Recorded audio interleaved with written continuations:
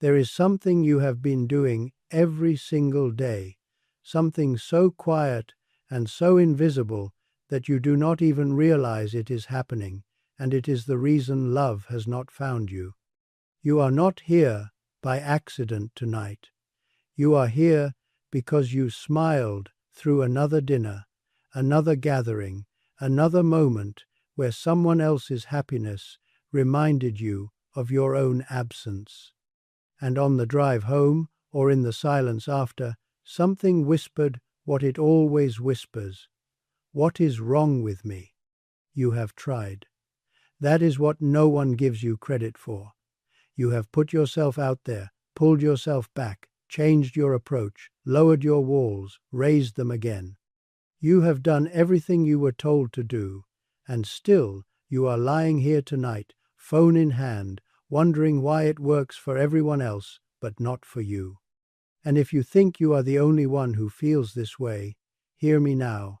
Nearly every person searching for love is making this same invisible mistake, not because they are foolish, because no one ever taught them otherwise. This is not your personal failing, it is a human one, and it touches almost every one of us. I need you to hear something. You are not broken, you have never been broken, but there is a lock on your door that you did not put there, and you have been trying to find love without knowing it exists. This is not bad luck. This is not poor timing. There is something actively working against you right now, tonight, and it lives inside you, not as a flaw, as a pattern. And tonight, I am going to show you that pattern. I am going to hand you the key, and what you do with it will change everything. There is an ancient story, told only in the monasteries of the East, about a being who starved to death in a room filled with food, and when you hear it, you will understand exactly what has been keeping you alone. In the old texts, there is a realm that exists between this world and the next. It is not hell, it is not punishment, it is something far worse than either. It is a condition. In this realm, live beings called the hungry ghosts. They are not evil, they have done nothing wrong, but they carry a peculiar affliction. Their stomachs are vast, as wide and deep as a mountain, and their throats are as thin as the eye of a needle. They are built to want everything and receive nothing. And where do these ghosts live? They live in a banquet hall, an infinite one. Tables stretch from horizon to horizon, and on those tables is every food you could imagine. Warm bread, still steaming. Ripe fruit at the perfect moment before it turns. Honey and rice and roasted meat and cool, clear water.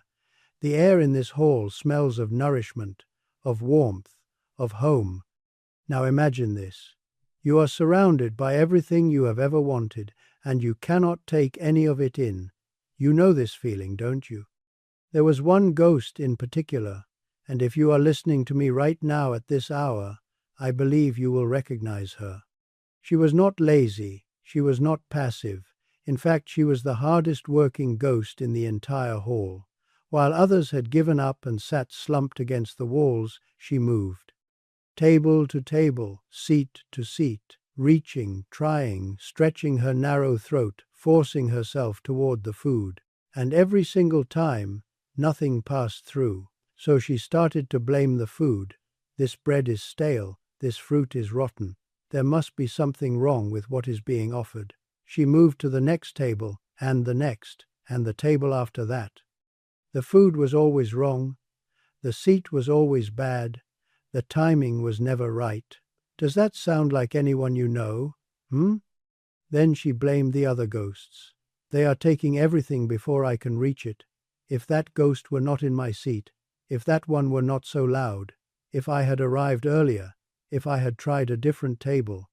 Decades passed this way, then centuries, and with every year she did not just stay hungry, she became hungrier. The stomach stretched wider, the throat grew thinner, her reaching became frantic. Her blame became bitter. And the food, which had never moved, which had never changed, which had been sitting right in front of her the entire time, remained untouched. One evening, after longer than she could remember, the ghost collapsed. Not at a table, not reaching, she simply could not move any more. She had nothing left. And she found herself in a far corner of the hall she had never visited because she had always been too busy running to notice it existed. An old monk was sitting there. He was calm, unhurried, and in his hand was a single piece of bread. He raised it to his lips. He ate. He chewed slowly. He swallowed. The ghost watched this, and something inside her cracked. How? How can you eat when I cannot? The monk looked at her, and his eyes held no judgment, no pity, no cleverness, just a warmth so steady it almost hurt to receive. You are not starving because there is no food, he said. You are starving because you are trying to fill a stomach that has no bottom. There is a hole in you that you have been feeding for centuries, and it has never once been satisfied. Do you know why? The ghost said nothing, because the hole is not hunger. The hole is a belief. You believed you were empty. You believed it so deeply, for so long, that your body shaped itself around the belief. Your throat narrowed because you expected to be denied. Your stomach widened because you expected to never be full. You were not born this way. You built yourself this way, one thought at a time. The ghost felt something move in her chest, something old and heavy and nameless. Then how do I eat? She whispered. The monk set down his bread. He looked at her the way a father looks at a child who has been lost for a very long time and has finally found the front door. Stop reaching, he said. Sit down. Not at the next table, right here. And do nothing. Reach for nothing. Fix nothing. The hole inside you will try to scream. It will tell you that you must keep moving, keep searching, or you will starve. But you have been searching for centuries, and you are more starved than ever, so try the one thing you have never tried. Be still, and discover that the emptiness was never real. The ghost did not believe him, but she had no energy left to disbelieve him either, so she sat. Right there, on the cold stone floor in the corner of the hall, she did not reach. She did not move to the next table. For the first time in as long as she could remember, she simply stopped, and something began to happen. It did not happen quickly. It was not a flash of light or a sudden miracle. It was slow, the way dawn is slow, the way ice melts. In the stillness, with nothing to chase and nothing to fix, she felt the edges of the hole inside her begin to soften. Not because something was added, because something was released. A grip she had been holding so long she forgot it was a grip. Her throat widened, not all at once, gently. Her stomach, that vast, aching, bottomless cavern, began to shrink. Not because it was filled, because she stopped believing it needed to be. The monk pushed his plate toward her. On it was a single grain of rice. She picked it up, she placed it in her mouth, and it passed through. One grain of rice, after centuries of starvation, and for the first time in her existence, the ghost was full. Not because the grain was magic, not because the monk had healed her, because she finally stopped performing the ritual of her own emptiness, and in that stillness she discovered something that had been true all along. She had never actually been empty. She had only believed she was. Now, this story is not about a ghost in a banquet hall. This story is about you. Tonight, in this room, you have been sitting at the feast your entire life. Love has been placed in front of you more times than you know. In the friend who called to check on you and you said, "I am fine." In the person who looked at you a little too long and you looked away because you did not believe you were worth the gaze. In the moments of warmth you dismissed because they were not the love you were looking for. They were not the right table. And all this time, you have been running. table to table, app to app, person to person, convincing yourself that the next one will be different, the next one will finally be the proof that you are enough. But your throat has been too narrow, not because you are broken, because you were never taught to sit still long enough to realize that the emptiness you have been running from was never real. And if something inside you just recognized itself in that story, be gentle with it. That recognition is not a wound opening, it is a wound finally being seen. You have felt this, haven't you? That frantic reaching, that constant searching that somehow makes you feel more alone, not less. Let me show you why. Because the ghost did not make one mistake. She made 3. And so have you. The first lock on the door is the addiction to seeking. When you search for love from a place of desperation, you are not sending out an invitation, you are sending out a signal. And the signal says, I am not enough as I am. Every time you open the app with that ache in your chest, every time you scan a room hoping tonight is the night, every time you reshape yourself into what you think someone might want, you are broadcasting a single message to the world and to yourself. I am incomplete. And the world believes you because you believe you. Think of it this way. If you try to grip water, what happens? The tighter you squeeze, the faster it escapes through your fingers. But if you open your hand and hold it still, the water rests in your palm. Love works the same way. It cannot be captured by chasing. It can only be received by someone who is still enough to hold it. Being single is not your disease. Hear me clearly. Being single while believing you are incomplete, that is the prison. There is an enormous difference between being alone and being alone while telling yourself a story that your aloneness means you are not enough. Isn't it so? You were not wrong to want love. I need you to hear that. Wanting love is not weakness. Wanting love is the most human thing you can feel. But wanting it from a place of desperation is like trying to drink from a river by plunging your entire head beneath the surface. You do not need to stop wanting, you need to stop drowning. The second lock is deeper, and before I tell you about it, take a breath, because this one may be the one that has been hiding the longest. Underneath every desperate search for love, there is a voice, and the voice says, I am not enough. Not loud, not dramatic, just a quiet, steady hum, so constant you have stopped noticing it. It was there before the breakup, before the rejection, before the app. It was there before any of it, because it was planted in you long ago, in the first moment someone's love felt conditional.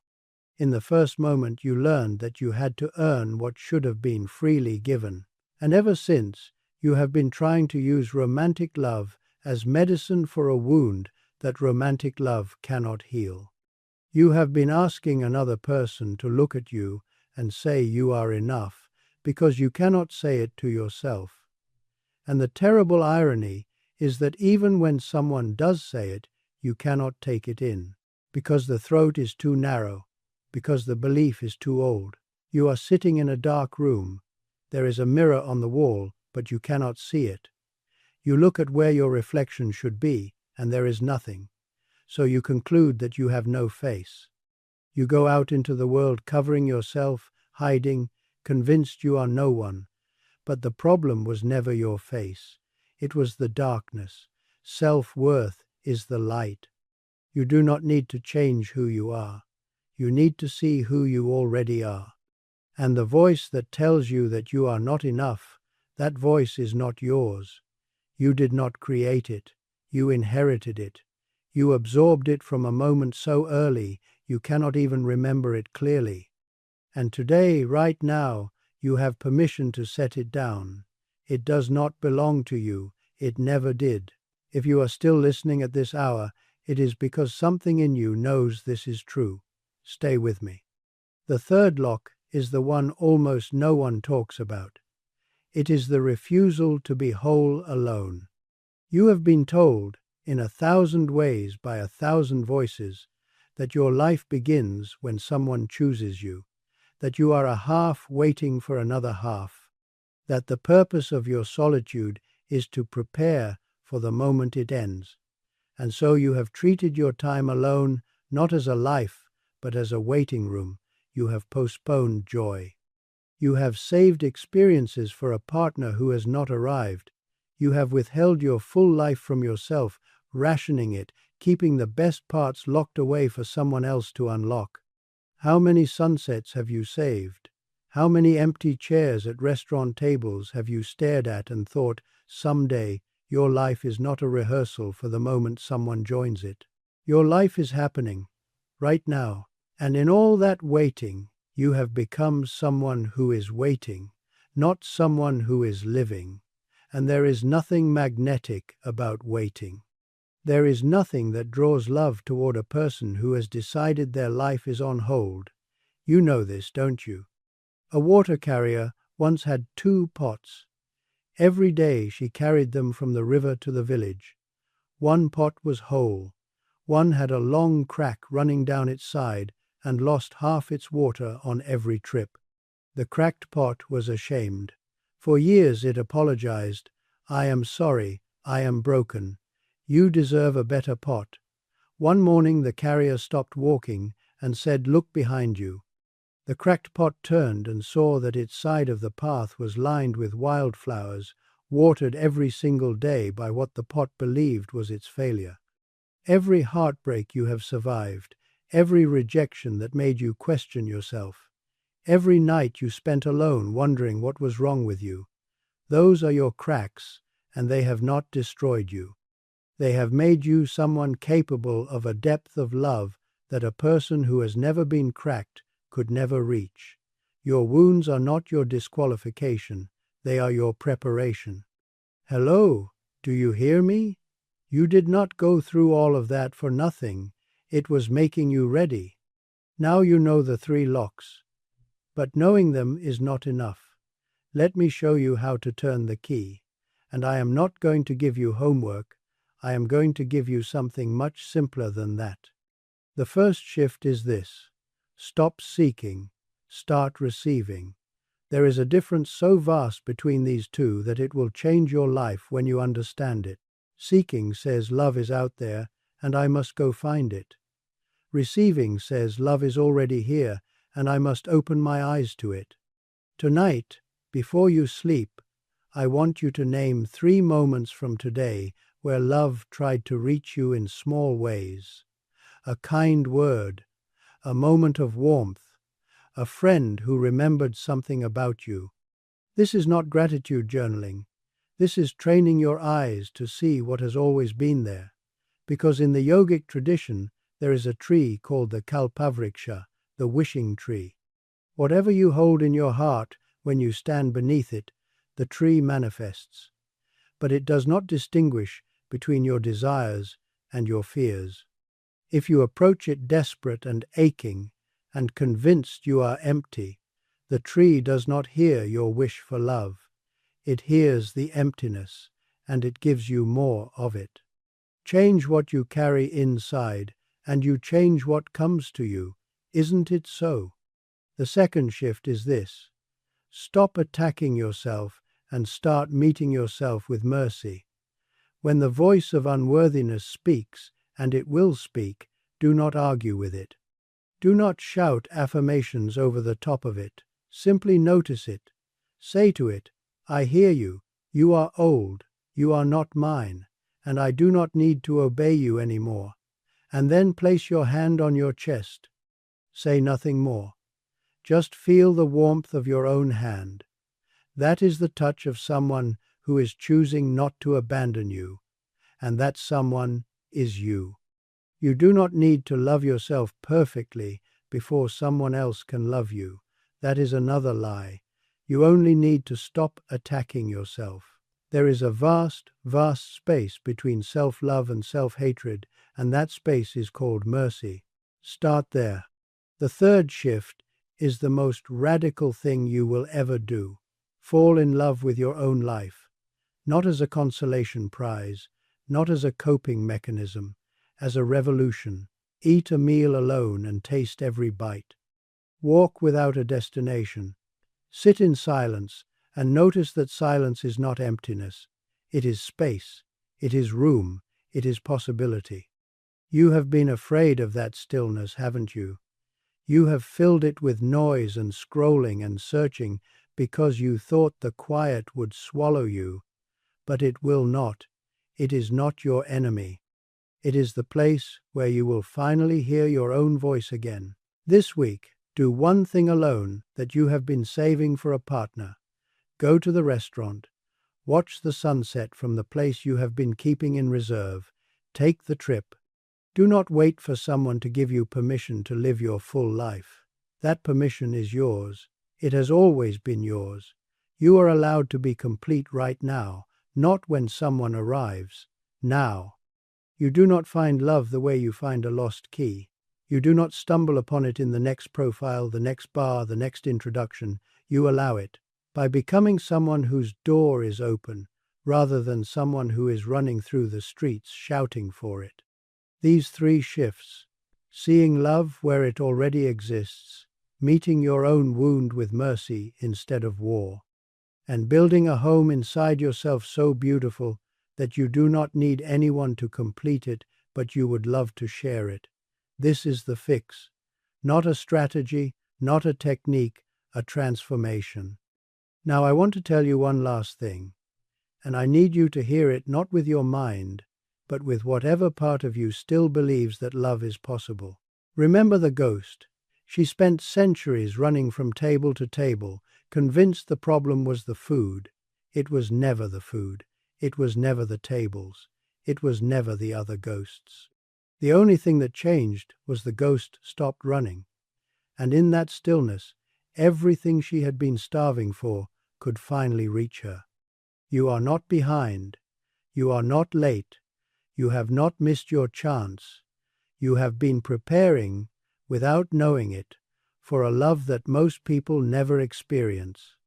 Because most people find love from desperation. You are going to allow love from wholeness. And that is a completely different thing. I did not choose this path because I do not understand love. I chose it because I understand that the deepest love begins in the deepest solitude. And you, whether you know it or not, have been walking that same path. So let me give you a permission that perhaps no one has ever given you. You are allowed to be happy right now, not when you find someone, not when you are chosen, not when your life looks the way you think it is supposed to look. Right now, in this room, in this body, in this life that you have been treating as a rough draft, your happiness is not on hold. Your life is not a waiting room. You are not a sketch of a person waiting to become real when someone loves you. You are already real. You are already here. You are already enough. The ghost did not stop being a ghost. She did not become something else entirely. She simply realized that what she had been searching for, she had carried inside herself the entire time. The feast was always there. The food was always real. The only thing that was ever an illusion was the emptiness. So tonight, when the loneliness tries to visit you, do not fight it, do not scroll past it. Sit with it and ask it very gently, what are you really? And if you sit long enough, if you are brave enough to stay, you will hear it whisper back. I was never loneliness. I was your heart, trying to tell you how much love it has to give.